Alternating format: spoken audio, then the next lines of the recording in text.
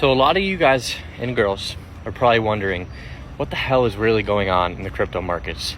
Because if you watch any of the mainstream media, if you watch anything to do with money or crypto, you notice that everybody's talking about how Gary Gensler in the Securities and Exchange Commission, the SEC, has cracked down on exchanges like Coinbase and Binance. They already came down on Kraken, right? They're coming down on everybody. Let me tell you what's really going on.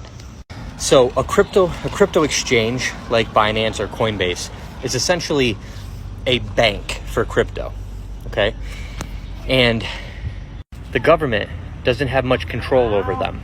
The banking system wants control over crypto, but they can't until all these cryptos are labeled securities. Then these big investment firms and banks can start custodying it, basically letting you purchase it, keeping it there and holding it just like they do with your money, just like they do with stocks, bonds, mutual funds, and things like that.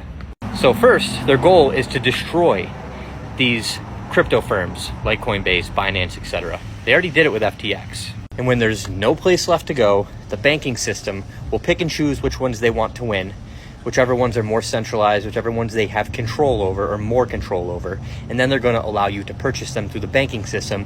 Meanwhile, if they hold on to it, they have your keys, you cannot actually own it.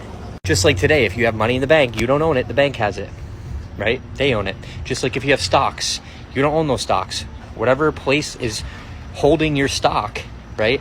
They technically own your stock. So again, this is all about control. It's not because all these cryptos are securities, right? It's not. The guy, Gary Gensler, who said all these cryptos are securities now, 8 years ago, during an MIT class that he was teaching, said that 75% of these cryptos are not securities. This guy approved, and the SEC approved Coinbase to run on the stock exchange. They went through vigorous meetings with the SEC to get approved.